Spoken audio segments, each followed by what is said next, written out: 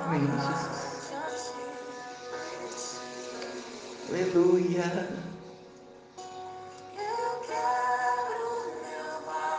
Eu quebro o meu vaso. Eu quebro o meu vaso aos pés do meu amado.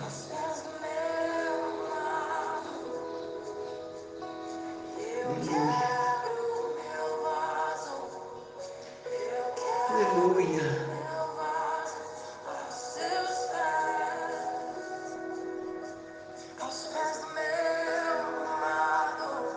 Bom dia. Oh, aleluia. Eu quebro o meu vaso, Senhor.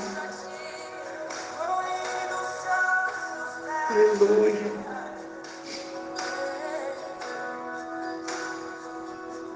Aleluia, Jesus. Oh, Senhor, que nessa manhã nós possamos, Senhor, nos prostrar aos teus pés. Aleluia, Jesus. Esse louvor vai estar falando, né? Justamente do vaso. Do vaso que é feito com barro. Aleluia, Jesus. Louvado seja o Senhor. No último devocional, queridos, nós estávamos falando sobre a criação da terra e de tudo que nela há. Falamos que pela voz, pelo poder da palavra, o Senhor criou todos os seres viventes, a natureza, os elementos da terra, do céu. Mas quando Ele quis fazer a sua obra-prima, Ele colocou as mãos e nos moldou e soprou em nós a essência dEle, a vida dEle, o que Ele é. Amém? E nós somos esse vaso. Somos muitas vezes na Bíblia considerados como vasos de barro.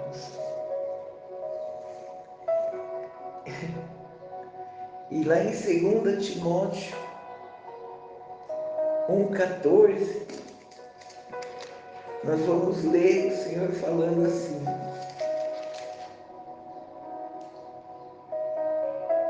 guarda o bom depósito pelo Espírito que habita em nós.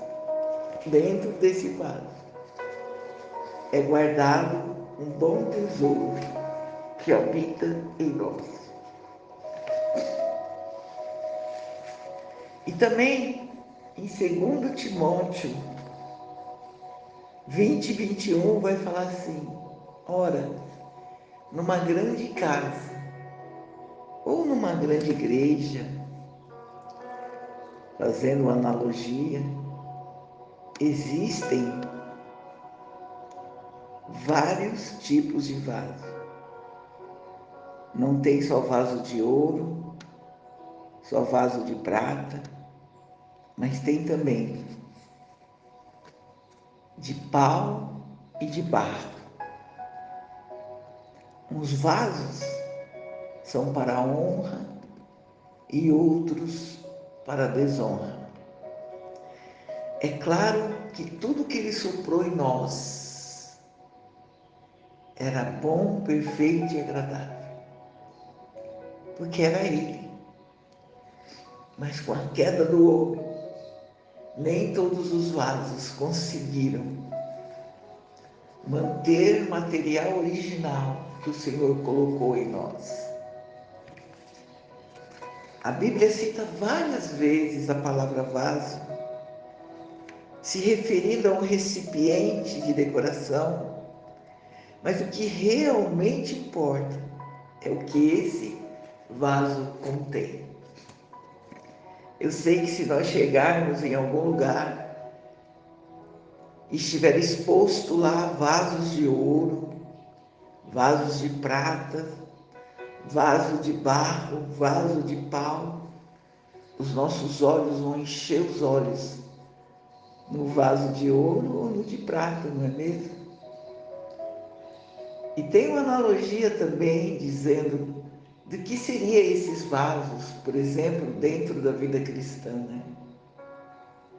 O vaso de ouro seria aquela pessoa, né, que pensa que sabe tudo, que é mais santo que o outro, que busca mais a santidade que o outro, que brilha e que reluz, né? E que muitas vezes não é tudo aquilo. A gente está cansado de ver pessoas desse jeito, vasos de ouro, né?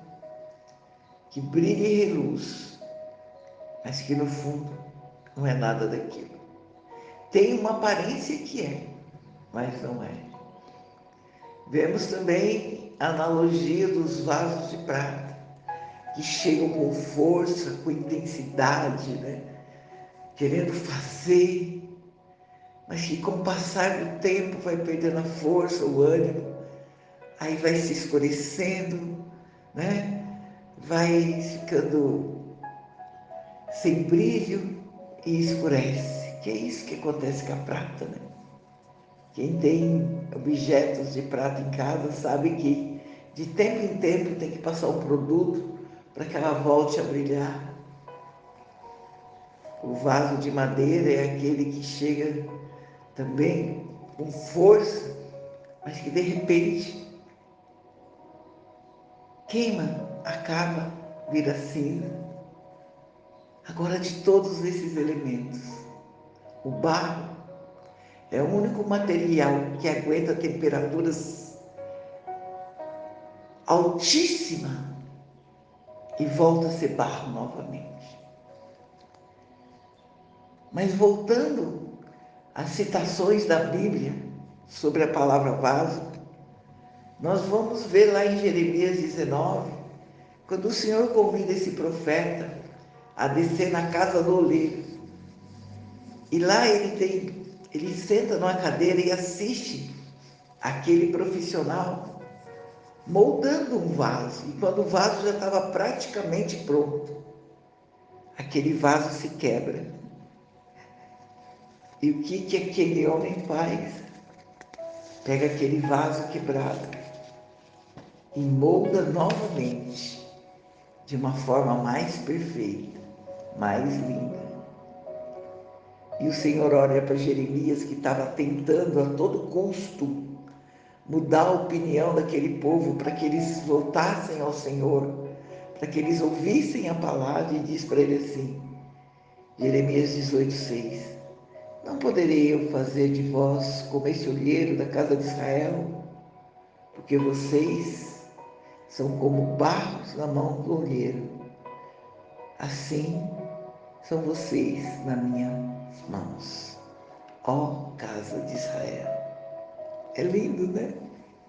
O Senhor fala, Jeremias, para de se frustrar, para de se decepcionar.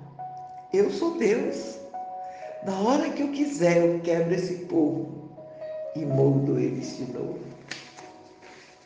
A segunda passagem que nós vamos ouvir falar da palavra vaso se encontra lá em Atos 9:15, que é um episódio em que o Senhor, né, tem um encontro com Saulo a caminho de Damasco, e Saulo fica cego, e ele é levado na casa de Judas, lá na rua direita, e está lá cego, sem comer, sem beber, sem saber o que aconteceu com ele. E o Senhor fala assim, Ananias, que era o profeta, eu quero que você vá lá na rua direita, na casa de Judas, dê o nome e endereço, e busque por um jovem chamado Saulo. Ananias fala assim, Senhor, o senhor está doido? Esse homem perseguiu os cristãos, matou, degolou, pôs fogo, levou preso. E agora o senhor quer que eu vou lá? Aí o Senhor vira para ele e diz assim: eu quero que você vá lá, porque para mim ele é um vaso escolhido para levar o meu nome aos gentios, aos reis e aos filhos de Israel. O que eu quero dizer aqui para você é que esse homem que era assassino, cruel, tinha todos os defeitos, todas as fraquezas para não ser usado, para ser rejeitado. E mais para frente, Ananias foi até lá, restaurou a visão de Saulo e o encheu do Espírito Santo. E a partir de então, aquele vaso imprestável se tornou vaso de honra. Vaso de honra. E aqui é um grande contraste, né? Quando fala que existem vasos de honra e vasos de desonra. Em 2 Coríntios, nós vamos ler, já é esse apóstolo Paulo falando mesmo, depois de caminhar com Cristo e fazer a vontade do Senhor. 2 Coríntios de 7 a 11, vai estar falando assim: temos, porém, esse tesouro em vasos de barro, para que a excelência do poder seja de Deus e não de nós. Em todo o tempo somos atribulados, mas não angustiados, perplexos, mas não desanimados, perseguidos, mas não desamparados, abatidos, mas não destruídos, trazendo sempre por parte a mortificação do Senhor Jesus Cristo em nosso corpo, para que a vida de Jesus também se manifeste em nossos corpos. Assim, nós que vivemos, estamos sempre entregues à morte por amor de Jesus, para que a vida de Jesus se manifeste também em nossa carne mortal. O que Paulo está querendo dizer aqui é que existe um grande contraste, né?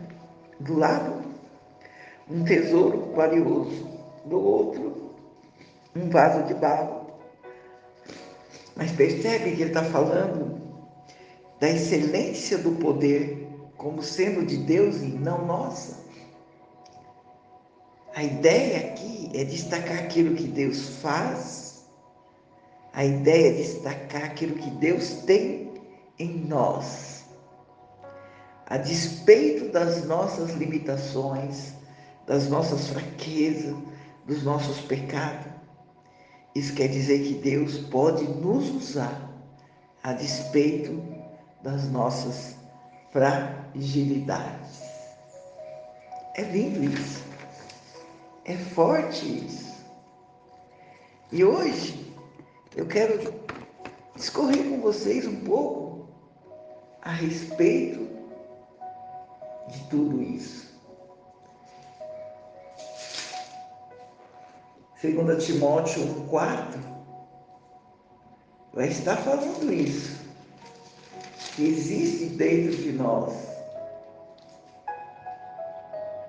esse tesouro. 2 Timóteo 1,14, perdão, não é 1,4, é 1,4. Vai estar dizendo assim: guarda bem o bom depósito que pelo Espírito habita em nós. Então isso quer dizer que dentro de nós há algo de grande valor. E isso quer dizer que nós somos fiéis depositários de dons e talentos que o Senhor nos confiou. E Paulo usa essa metáfora, né? É uma metáfora bancária para ilustrar a nossa responsabilidade como administradores dos valores espirituais depositados em nós. É engraçado, né, que no direito civil, fiel depositário é aquele que recebe coisas, quantias, para guardar em segurança, com a obrigação de restituir na hora certa a quem é de direito. Você só é um depositário fiel, um fiel depositário. Porém, caso o depositário não restitua o depósito quando ele é exigido, ele pode ser declarado pela lei como depositário infiel.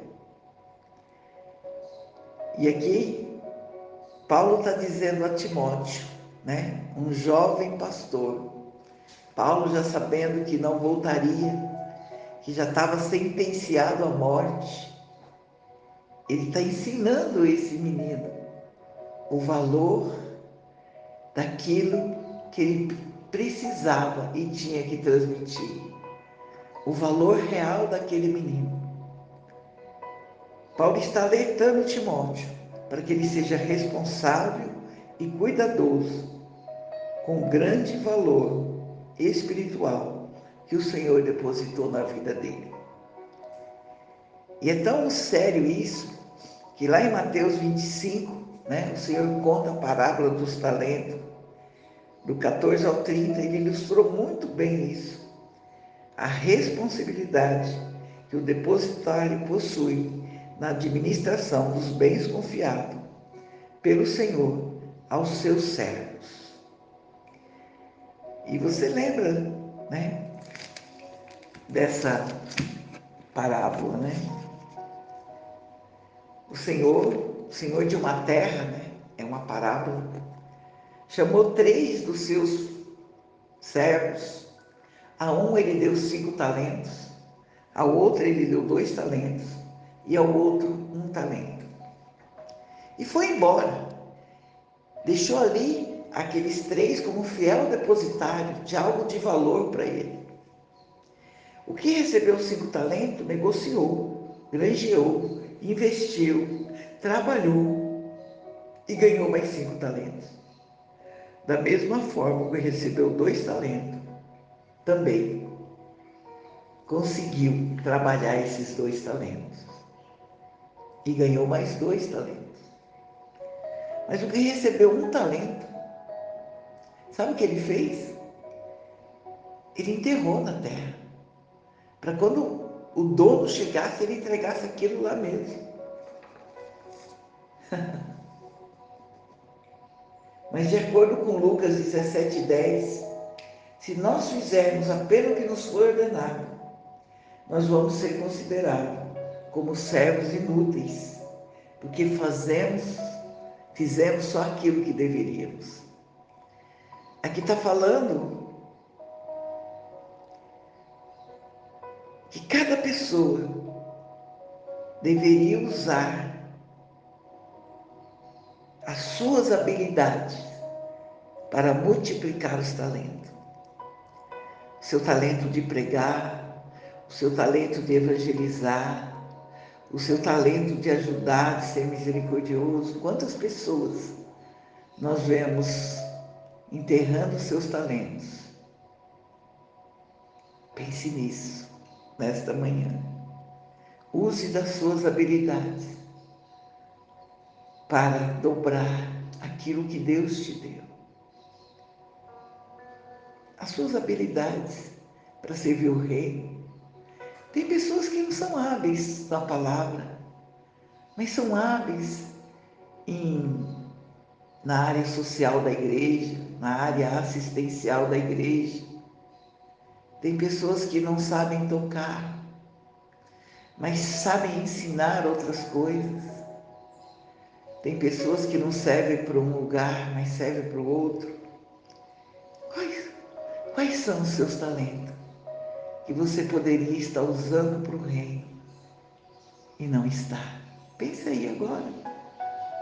O que você poderia estar ajudando na tua igreja, na comunidade onde você mora, e você não está fazendo? Então, cada pessoa deveria usar o que havia recebido de acordo com as suas habilidades. Depois de muito tempo, veio o senhor daquele servo para ajustar a conta com eles. E chegando, o que recebeu 5 talentos, diz para o seu senhor: Senhor, está aqui o que me deste. Eu trabalhei e consegui mais 5. Está aqui 10 talentos. O Senhor fala para ele: muito bem, servo bom e fiel. Sobre o pouco foste fiel, sobre o muito te colocarei. Entra para o gozo do seu Senhor. Chegando também o segundo, disse: Senhor, eis aqui o talento que o Senhor me deu, com mais 2 talentos. Trabalhei, granjeei, tenho aqui agora 4 talentos. O Senhor responde a ele: muito bem, servo fiel. Entra para o gozo do seu Senhor. Mas quando chegou, que recebeu 1 talento, disse ao seu Senhor: Senhor, eu te conheço, e sei que o Senhor é homem duro, e que ceifas onde não semeaste, e que ajunta onde não espalhaste. E com medo disso, eu escondi o teu talento na terra. Aqui está. Respondeu o Senhor para ele e disse: mau e negligente servo, sabendo que eu sou assim, deverias pelo menos ter dado o meu dinheiro ao banqueiro, para que hoje eu pudesse receber os juros. Agora eu vou tirar de você o seu talento e dar para o que tem 10. E retira ele daqui, leva ele embora e lança ele, porque ele é um servo inútil. Lança ele nas trevas, onde há prantos e ranger de dentes. Oh, Senhor, que palavra dura é essa. Palavra dura de ouvir, Senhor. Por isso, nesta manhã, Senhor, que nós temos consciência que somos feitos de barro, frágeis, às vezes imperfeitos, cheios de fragilidades, mas que nós temos dentro de nós um bom tesouro, o Teu Espírito. Nos ajuda nesta manhã, Senhor, a sermos depositários fiéis, a sermos, Senhor, como este servo justo e fiel, que a gente possa multiplicar, Senhor, os talentos que o Senhor colocou em nós, para ganhar as vidas, para resgatarmos vidas, para provoarmos o céu, Senhor. Que nenhum de nós, Senhor, se omita de usar os dons e os talentos que o Senhor tem nos dado. Nos capacita, Senhor. Nos dê estratégia. Mostra onde devemos trabalhar, Senhor, porque sabemos que está chegando a hora de prestar conta. Nos ajuda, Senhor, a receber do Senhor essa frase: muito bem, servo bom e fiel, entra por gozo do seu Senhor. Deus, não permita, Senhor, de nenhuma maneira que nós venhamos a sofrer por não ter cuidado do seu bom tesouro. E de acordo com Efésios 1, 13 e 14, o Senhor depositou em nós o seu Espírito como penhor da nossa herança, até o resgate da sua propriedade. Ou seja, o Senhor nos deu o seu Espírito como uma espécie de valor pago de forma adiantada, como garantia do pagamento integral da sua propriedade, que se dará na ocasião da sua vida. Portanto, devemos guardar com cuidado esse penhor, até que devolvamos ao seu verdadeiro dono. Efésios 3,16 diz assim: além de guardarmos o bom depósito mediante o Espírito Santo que habita em nós, devamos guardar também outras coisas. Em 1 Timóteo 6,14, Paulo diz a ele que guardes este mandamento sem mácula e repreensão até a aparição do Senhor Jesus. Em Apocalipse 3,11, Jesus disse ao pastor da igreja de Filadélfia: eis que venho sem demora, guarda o que tens, para que ninguém toque na tua coroa. Em Hebreus 10:23, a Bíblia diz: retenhamos firmes a confissão da nossa esperança, porque fiel é o que prometeu. E como fiéis depositários dos bens e valores espirituais que o Senhor nos confiou, devemos guardar com amor e dedicação o que dele recebemos. Para que 1 Coríntios 4:1 se manifeste em nós, que quer dizer que os homens nos considerem como ministros de Cristo e despenseiros dos ministérios de Deus, e que cada um de nós se ache naquele dia como servos e depositários bons e fiéis. Amém e amém, Senhor.